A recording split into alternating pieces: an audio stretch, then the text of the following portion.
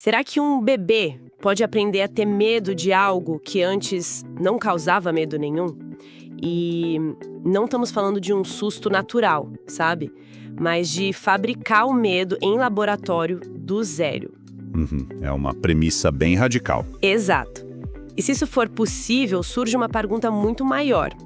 Como John Watson tentou provar que nossas emoções podem ser aprendidas, será que o comportamento humano pode realmente ser previsto e controlado? Pois é, essas são questões que, lá no início do século XX, mudaram tudo o que a gente achava que sabia sobre a mente humana, né? Com certeza.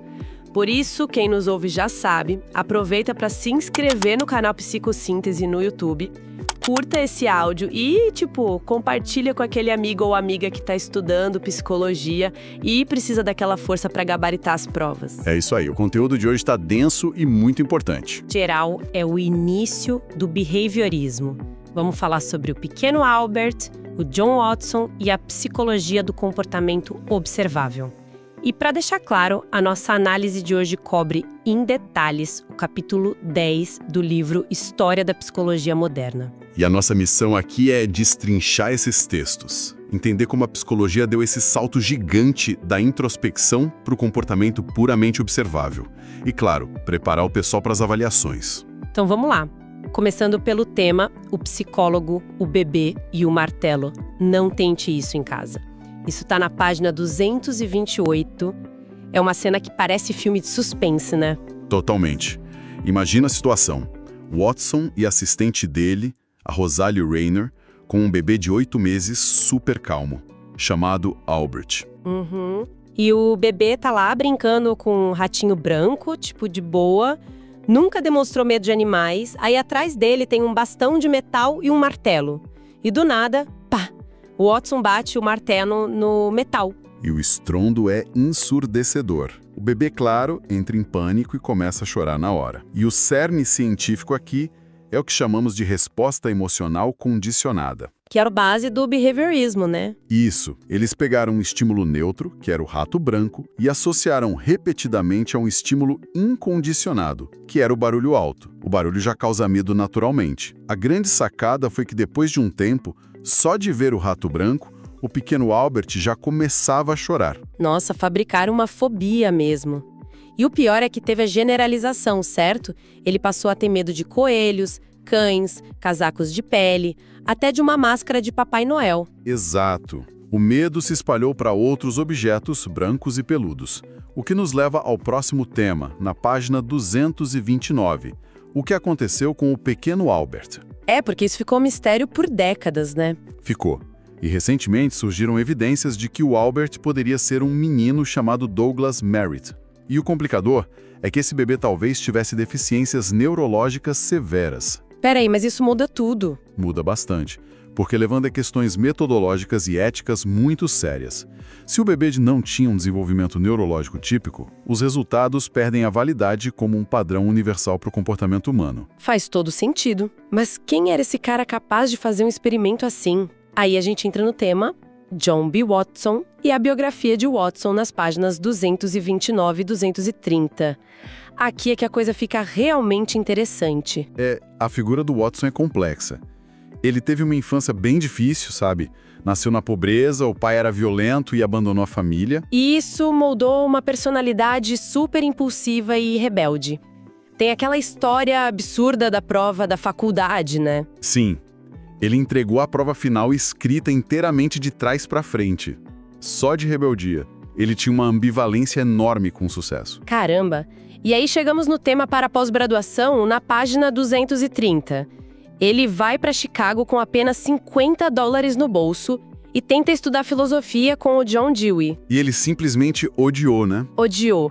Ele achava a introspecção incompreensível. É tipo tentar ler um livro no escuro.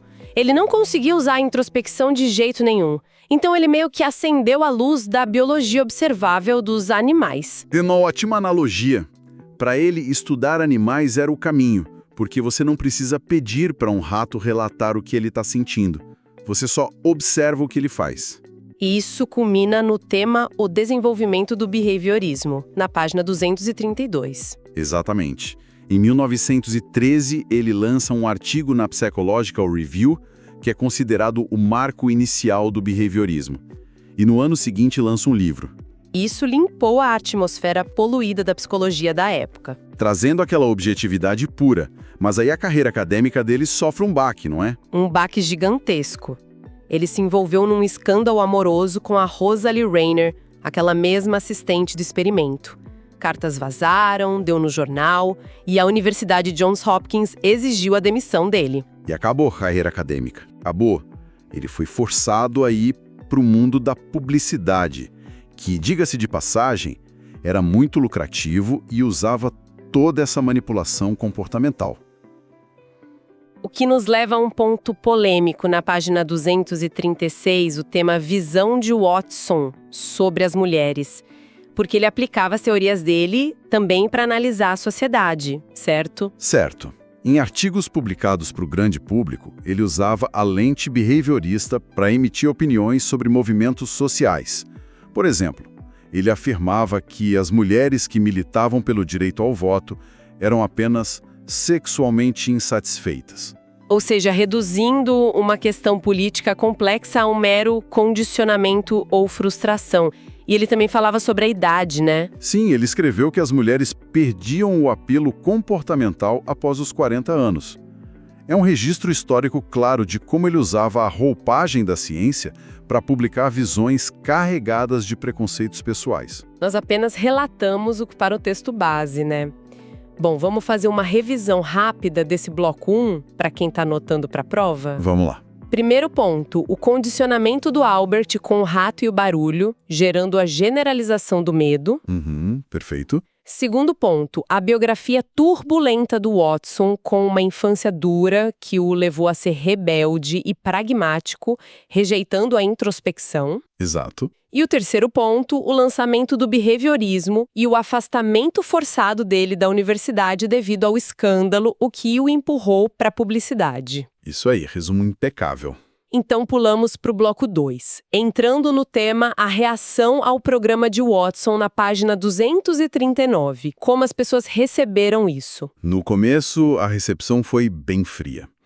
A velha guarda da psicologia não gostou, mas os psicólogos mais jovens abraçaram a ideia, porque eles queriam muito algo prático e objetivo. E aí a gente precisa entender como isso funcionava na prática. O tema Os Métodos do Behaviorismo, na página 240. Tem a observação, testes, reflexo condicionado e o relato verbal. Mas espera aí. Eu sei o que você vai perguntar. Aceitar relato verbal não é deixar a introspecção entrar pela porta dos fundos? Tipo, se a pessoa fala o que sente, isso não é introspecção? O que é fascinante aqui é a ginástica mental que o Watson faz. Para ele, falar é apenas um movimento motor, envolve contração muscular da laringe e da língua. Falar é fazer. Ele tratava a fala como um comportamento físico observável e não como uma janela para a mente. Nossa, isso muda tudo e se alinha totalmente com o próximo tema, continuando com a tradição mecanicista, na página 241. O ser humano passa a ser rebaixado de observador da própria consciência para mero sujeito passivo, uma máquina. Uma máquina que responde aos estímulos. É uma mudança de paradigma brutal, o que nos leva logo em seguida para o objeto de estudo do behaviorismo, também na página 241. Que é focar só no que é puro e observável, né? Isso. Movimentos musculares e secreções glandulares. Tudo, por mais complexo que seja, deve ser divisível em ligações de estímulo e resposta.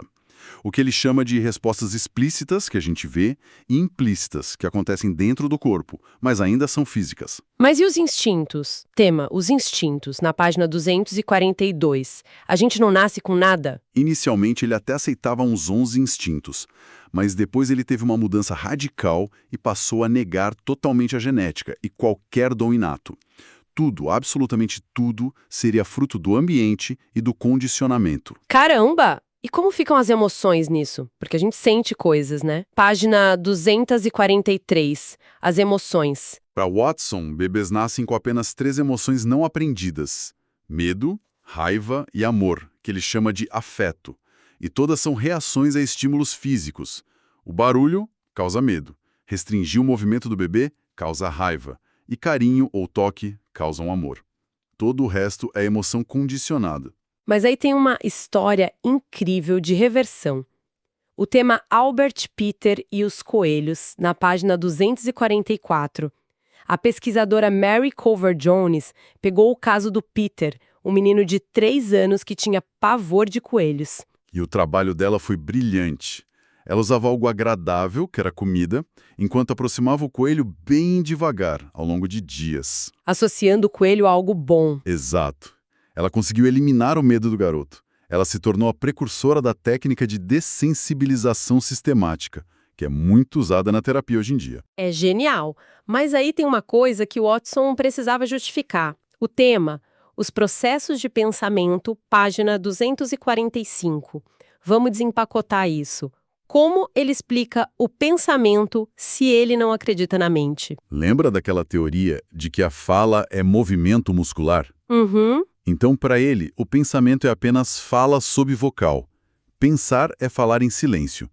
É um hábito muscular minúsculo, da laringe e da língua, que a gente não vê a olho nu, mas que é puramente físico e motor. É muita obstinação para encaixar a teoria, né? Bom, fechando o bloco 2, revisão rápida. Manda. Métodos 100% observáveis, considerando o relato verbal apenas como ato motor, o rebaixamento do ser humano a uma máquina de estímulo e resposta, emoções reduzidas a reações glandulares e musculares. Sim, certinho. A negação completa dos instintos inatos, o trabalho incrível de cura da Mary Cover Jones e o pensamento visto apenas como um movimento muscular implícito. É um ótimo mapa mental dessa segunda parte. E, pessoal, se essa aula de revisão está salvando a matéria de História da Psicologia, não esquece de se inscrever no Psicossíntese, curta esse áudio e joga o link lá no grupo da faculdade. A galera vai agradecer. Com certeza.